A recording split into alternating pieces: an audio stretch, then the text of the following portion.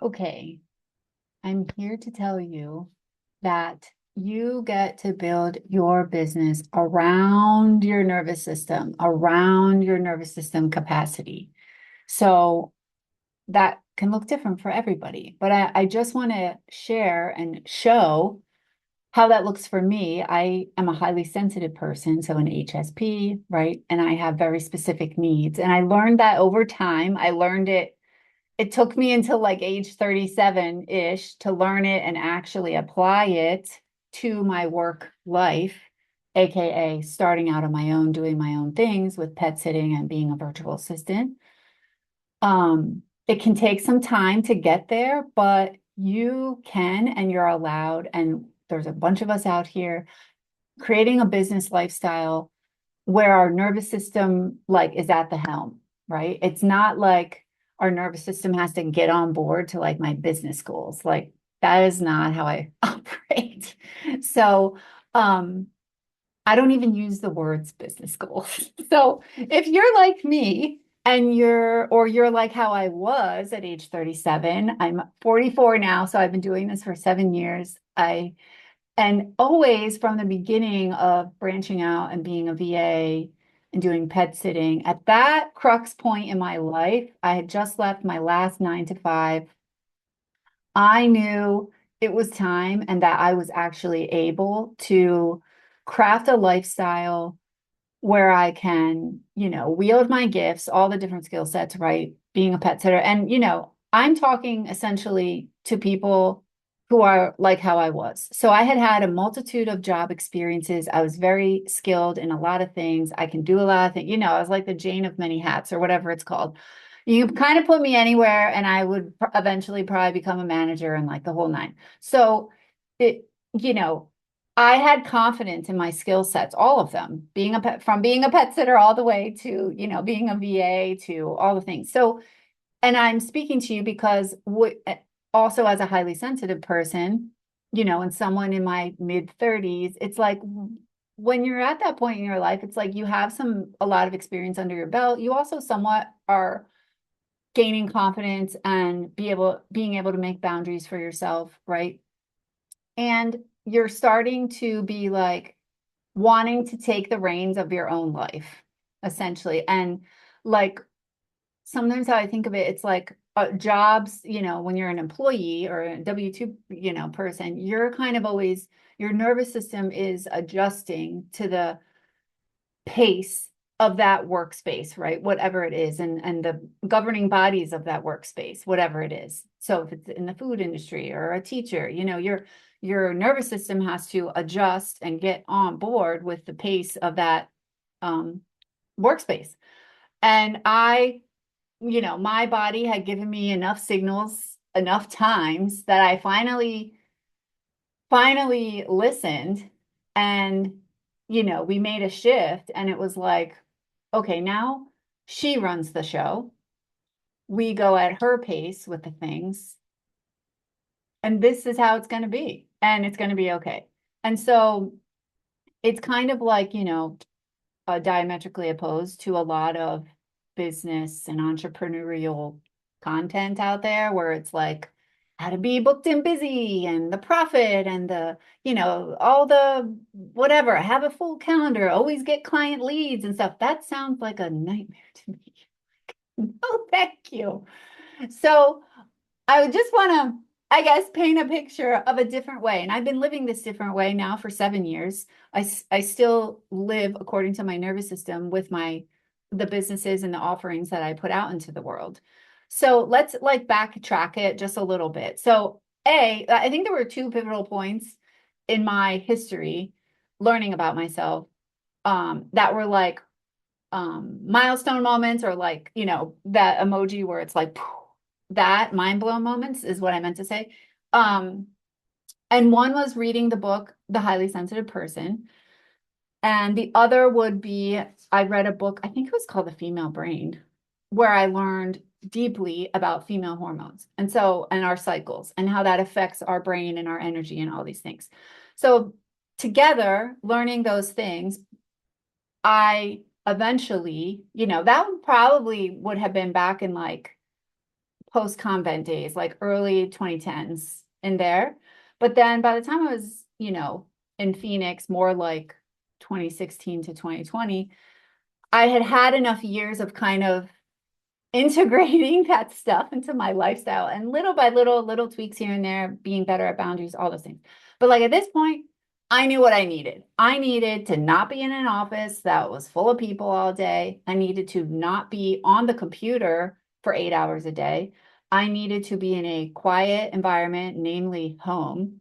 And I needed to have a lot of flexibility with my schedule, being able to work according to my energy. I need generally to have a low stimulation environment most of the day, because what had happened to me in past jobs was my job would be a very high stimulation environment, noise, people, people. Did I say interacting with people, children, noise, people calling your name, the phone ringing? It's a lot. And for a highly sensitive person, I can deal with that in small doses, but after years of that type of workspace environment, I just die. So I knew I couldn't. It's not that I knew I couldn't. It was more like I didn't want to give my best energy to a workspace. You know what I mean? I wanted that great, charismatic energy that I can have live with people. I wanted that to be for like my personal life and like in other places. I didn't want to drain it all in some 9 to 5, and then come home depleted. So, yeah. So I knew at that point those priorities. I also knew that with my, learning about my cycle and stuff, I started to understand, okay, my capacity in, week 4 to 1, which is like the end of my cycle right before my period, and then week 1 when, I'm just gonna, sorry, you're on my channel, so we talk about female hormones in the cycle. This is just normal talk for me. So welcome. I also come from a family of like medical background. So all of this like medical body stuff is like very normal for me to talk about. But so in week 4 and like in the beginning of our period, our hormones are very low. I have very low tolerance for things. I don't have as much energy. And this is like across the board. Female hormones, gotta learn about them. Men and women have to learn about them. But learning that about myself helped me see and put a bar like, okay, like that week, my bar is going to be a little low. I'm just going to do like the minimum I can do. And that's that. And then like other weeks, I knew I'd have more energy for socializing, more energy to be at the front desk, whatever it might be, right? But learning about these two things really helped me lock in how I wanted my life to look, and including work, but my life as a whole, like a holistic picture of my life. Because like I've never been someone who work is my whole identity, because yeah, it's just not how I am built. And I knew that I needed these things. I needed a spacious, easeful schedule. I needed to not be needed all day or on call all day, as one sometimes is as a teacher, or, if you're the on-site person at work. I needed to not have that energy at me all day. And also, I knew when I was creating, what I wanted my life to look like, I knew I would still want to be working out every morning. So there are two non-negotiables for me on a normal day. That is one, quiet morning time to have my coffee in peace, do what I want to do, read, pray, scroll, whatever. I don't have any rules about it. Number 2, I need to work out in the morning. A, need to work out, period. That's just a part of my life. But B, it has to be in the morning, because if it's not in the morning, it doesn't get done. And I'm a morning person. So I've always been a morning person. So I knew when I was crafting this, I was like, I still need to have my mornings, my workout time. I need to not be on the screen for 8 hours. I need to not be around people, ideally working from home, according to my own schedule. Like I know myself. I know if someone gives me projects, I can get them done on my own time. You know what I mean? So I knew that I could do that. It wasn't like um such a crazy fathomable idea to have my own schedule and just like say, yeah, I can get that done, by next week. Cool. Love that. So, you know, learning about those two things, knowing my needs, and looking back at this point, again, age 37, I had burnt out, deeply burnt out, 4 times.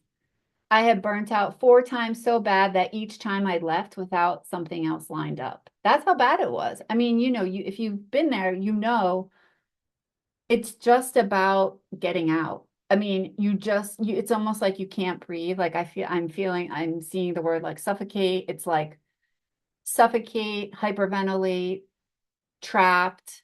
It's those feelings going into work. I mean, I had gone into work as a teacher, just like crying. I turned around, went the other way, didn't go in that day, as a nun. I mean, the convent was the worst feeling. That was my lowest point of burnout.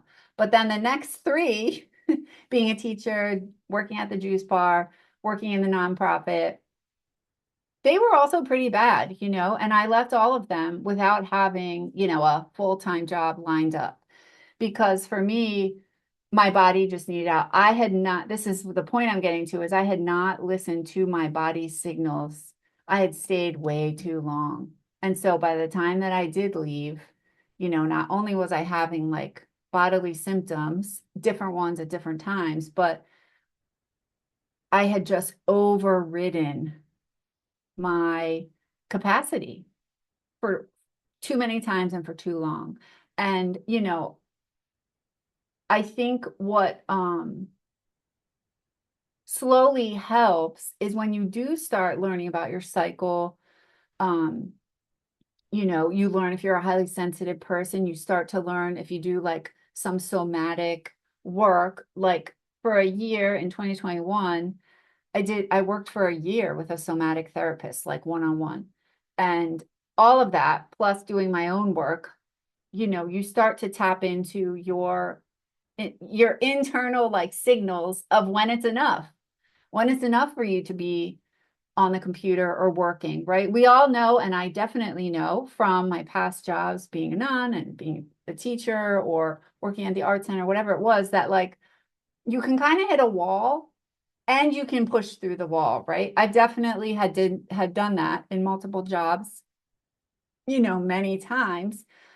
And at some point, it's almost like your body just numbs out, and she's like, well, she's not listening to these signals, so, let her do her thing. I don't know what it is, but you kind of get numbed out. And I feel like working through with a somatic therapist and doing my own like somatic work online through different workshops and tutorials I was in, like that numbness came down.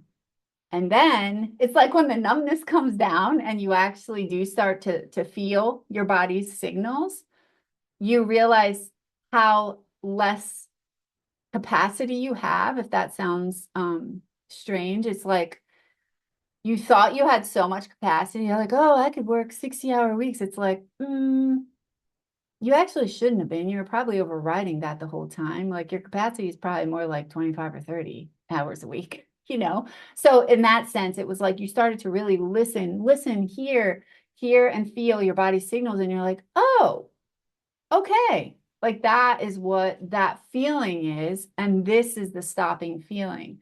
And so for me, yeah, at this point, I knew I could really only tolerate like working on a computer doing admin VA type work 3 to 5 hours a day, and that is still true today. Even as a VA, I don't work more than like 20 hours a week as a VA. Now, that could be different for you. You might have much more capacity, and I see VAs all the time who have more capacity than I do, and that's okay. You could work 30 hours a week as a VA or 40. It's the point isn't how many hours you work. The point is, does your nervous system body feel at ease with that much of a workload? And if it does, and you feel great at the end of the 40 hours and you're like, yeah, let's go run the 3K or whatever, go do your volunteer shift somewhere, or, if you feel energized and like at ease and regulated after 30 hours or 40 hours of whatever, you're doing, then that's great. The same with house sitting is another great example of this, how I let my nervous system guide my decision with that. So I started out house sitting meaning I stayed in the person's home while they were away, watched their dog, and it was great. I walked him once or twice a day. I lived in the home. That was it. So later, of course, I would get inquiries. Oh, do you do drop-ins? Do you do dog walks? And I took time to like think about that. Like, do I want to offer this service where I'm going to someone's house twice a day there, twice a day there, whatever? And I was like, absolutely not. For me, that's like a hard no. I don't want all those interruptions. I don't mind being in a house and having to, let a dog out, whatever, walk in once or twice a day, whatever. But leaving my own house, going and doing drop-ins, that just was not my thing. I just knew that that would be dysregulating for me. And so it was always a no. I've only ever done house sitting for cats and dogs, and now only for cats. That's another decision I made based on my nervous system. I mean, I guess I can squeeze that in here, but I started out doing dogs and cats, and in 2022, I niched down to cats only for nervous system reasons. That I should just make a whole video on that decision because I feel like that's another very like contrarian uh decision, but it was right for me. It was the best decision for me. And now, since then, we've had cat sitting clients and it's been great. And I'm like the cat house sitter girl, and I'm much happier doing only cats. And I mean, you can ask my fiance, Nate, he knows, he's been with me on dog sits. He knows how dysregulating that was for me. Not because of the dog, well, maybe a little because of the dog, but more because my nervous system couldn't tolerate aspects of living in a house with a dog, even though I grew up with dogs, right? So it's so interesting how our nervous system, the more you learn and become sensitive to your own signals, you know, your life might look totally different. Oh my gosh, this is like another example that's coming to me. That is an example of this, not necessarily work related, but still a helpful example that I was just sharing with Nate a few like days ago. When I was a nun in Spanish Harlem, I would just drive a minivan in and through the boroughs of New York with either by myself, with sisters, with young people in the back, with parishioners in the back. We're talking like either an 8-passenger minivan or like a 15-passenger like parish van with like full of people from like Harlem to this parish in Brooklyn where we would have like whatever celebration, this, that, the other thing. I mean, for 4 years I did that. And I like looked at Nate and I was like, can you imagine me doing that today? Like he was like, no, no. And I was like, I know. It's like I was another person. And it really does feel that way. It's really something. I mean, I won't even go into New York anymore. No offense to New York. I love my people there, but it's so like dysregulating even just the energy, even just driving on the New Jersey side. You can feel the energy. That's how sensitive I have gotten. And so that's the thing is like the more sensitive you get, um, your capacity shifts and changes. And so to not be ashamed of that because you can make something really beautiful within your capacity. And the beautiful thing also about it is like ever since I've built my businesses around my capacity and my work life is low stim, right? I'm here at home having quiet days with cats, being a VA. It allows me in my personal life the capacity to, what's the word, explore my, what do they call it? Window of tolerance, right? Explore my window of tolerance for stimulation. So like a great example of that would be salsa dancing. Salsa dancing is a lot of stimulation. It's a lot of loud music. You're getting spinned around, right? You're partnering with a lot of people. We rotate partners all the time. So it's highly a stimulating environment for me, but I can handle that on a regular basis. Because the ROI for me is so high. Salsa dancing is just like amazing and so fun. And it's like always a win. But, I can handle that because the 75% or 85% of the rest of my life, my nervous system is pretty regulated most of the time, thanks to myself creating my business. how I want to, right? But if my nervous system was dysregulated from a 9 to 5 toxic, urgent environment, I wouldn't even have the capacity to go and learn a new hobby, let alone go to a salsa night where there's like, it's late at night, there's loud music, there's a lot of people. Like that would just be a no. But now, well, I mean, now it's been a couple of years we've been dancing since 2022, you know, now it's like always a yes. Because why? Because my system knows that it can tolerate it. It's a high ROI. And because I'm not like dysregulated the rest of the week. When you're dysregulated, it's like everything else is just a no.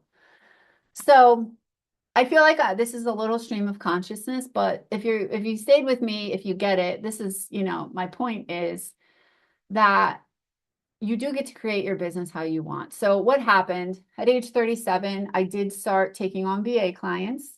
I started pet sitting, house sitting. Those are my two main pillars. I also took on, this is that for that first year in 2019, a very part-time front desk job. But you have to understand this was, yes, it was a front desk, but it was for a chiropractor's office of a single person. It was just him. And he had, he could only see one client at a time. So at most, there was like a client in the back and a client in the waiting room. And like that was it. It was very low stim. And it was only 12 hours a week. So it was great. So I had that coming in. I also had started coaching that year and I got some coaching clients. So like I'm like doing all these things at the same time and kind of just trusting that I'm going to be able to like piece it all together, and that's what happened. And now my life, I don't have that. I don't have like a W-2 type of position or a part-time position for anyone. And I haven't in 2+ years. And now it's just, I'm a VA about 20 hours a week for 4 clients, give or take. And then I do still cat sit. And I still do like coaching, reading, mentor chats, things like that, sprinkled in here and there. And that's how it goes.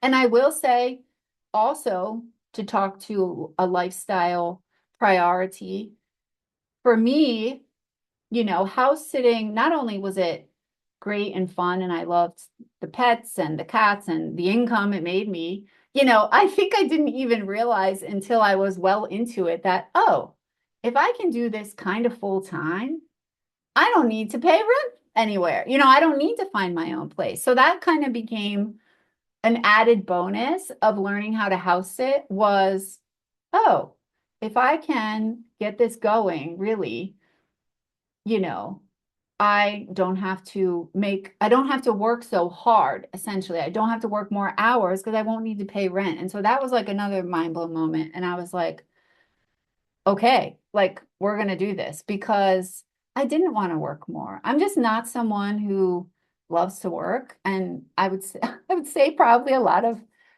loves to work in the sense of doing work that you have to do to like pay the bills, right? So if I could house sit, make money while I'm there taking care of the pets who are adorable and I love being in the house with them, I could VA at the same time and not have to pay a rent, then like game on. That is the lifestyle. And that's the lifestyle I have done until very recently. I did not have my own place since I left Phoenix in 2020. And today is 2026, June. We moved in here to this apartment in March. So for 5 years, I was house sitting and more full time. I was doing first, I was like 6 months out of the year, I was house sitting. Then it was 9 months out of the year. And then eventually in 2023, we went like full time. And, when I wasn't house sitting, I would stay with my mom for the couple weeks here and there, whatever. And that was fine at the time.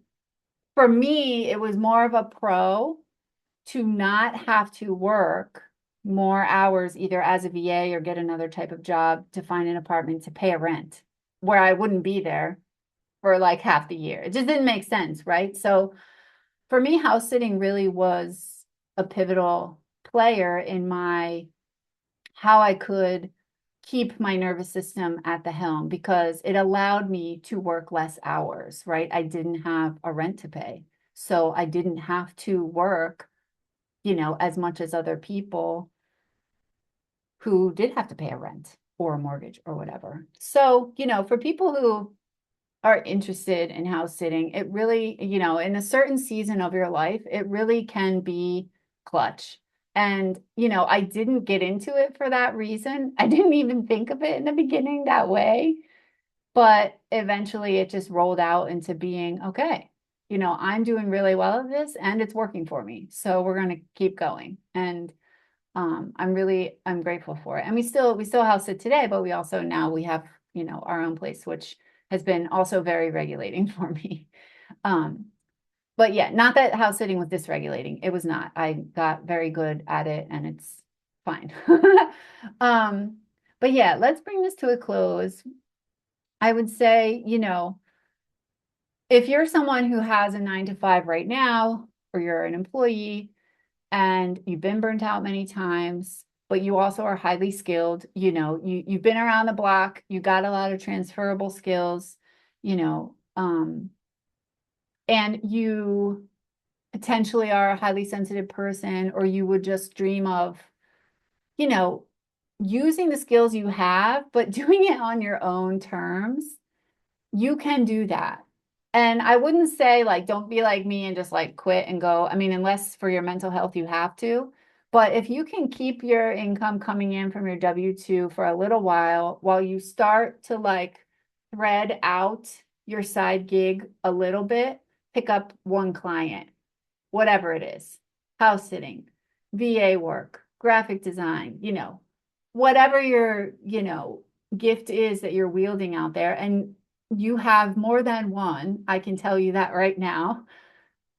Start putting it out there, start making some money, um, bringing in income, but also being really intentional about the clients you say yes to, because those clients you say yes to and work closely with are your ticket out, right? So that's why I also am really intentional and really slow with who I'm saying yes to in all of these aspects, coaching, sitting, VA work.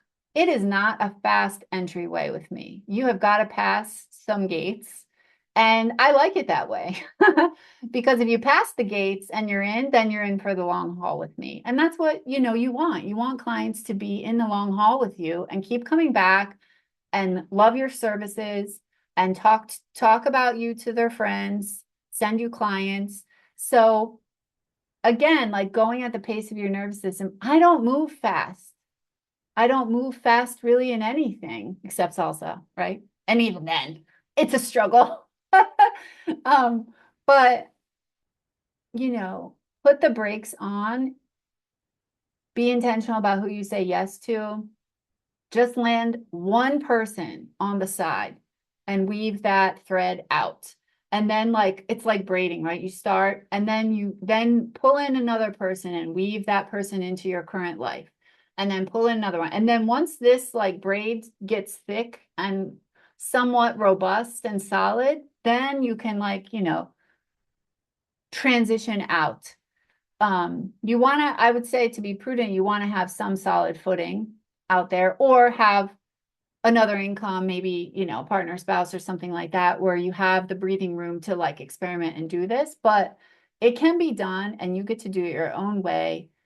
And it can be slow and easeful and spacious. I only work, I don't know, 4 to 5 hours a day, plus cat sitting, plus any one-on-ones that I have. And that's it. And that has been that way, for years now. And I just want you to know you can do it your way and you can let your body your body's like, you know, the captain at the helm of the ship. And it's like, yay or nay. And you got to just keep listening to that. And that's how you build that out. You feel your way through all of these decisions. You don't do it how other people are doing it. Don't listen to the hoo-ha and all the stuff. You just feel your way through and listen to your body and let her like guide your decisions. And that's that.